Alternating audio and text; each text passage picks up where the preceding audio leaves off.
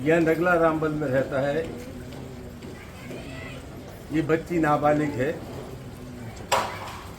और बिलहनी गांव है, थाना बमरोली कटारा में। वहाँ इस बच्ची की ननिहाल थी। 22 तारीख को बच्ची वहाँ गई।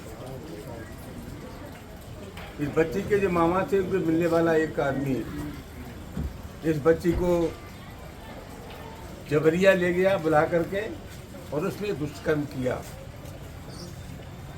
सबसे महत्वपूर्ण सवाल है कि ये जो घटनाएं हो रही हैं, बेचारी प्रश्न है कि 90% इसमें दलित समाज की बच्चियां हैं। और मेरा अपना मानना है कि जैसी घटनाओं की शुरुआत हुई, अगर प्रभावी कार्रवाई हो जाती तो संभवतः घटनाओं की पुनरावृत्ति नहीं होती। दुस्साहस लोगों का उस समय शुरू हो गया जब सरकार ने इन मामलों में उदारता बरती।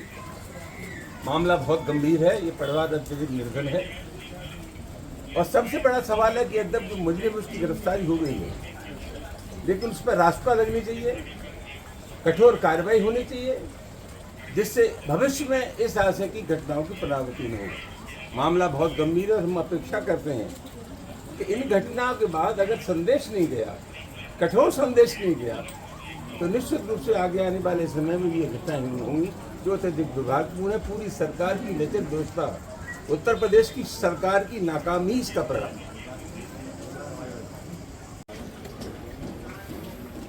यह नगला रामबन में रहता है। ये बच्ची नाबालिग है और बिलहनी गांव है, थाना बमरोली कटारा में। वहाँ इस बच्ची की ननिहाल थी। 22 तारीख को बच्ची वहाँ गई। इस बच्ची के जो मामा थे उनको मिलने वाला एक आदमी इस बच्ची को जबरिया ले गया बुला करके और उसमें दुष्कर्म किया। सबसे महत्वपूर्ण सवाल है कि ये जो घटनाएं हो रही हैं, बेचारी प्रश्न है कि 90% इसमें दलित समाज की बच्चियां हैं। और मेरा अपना मानना है कि जैसी घटनाओं की शुरुआत हुई, अगर प्रभावी कार्रवाई हो जाती तो संभवतः घटनाओं की पुनरावृत्ति नहीं होती। दुस्साहस लोगों का उस समय शुरू हो गया जब सरकार ने इन मामलों में उदारता बरती।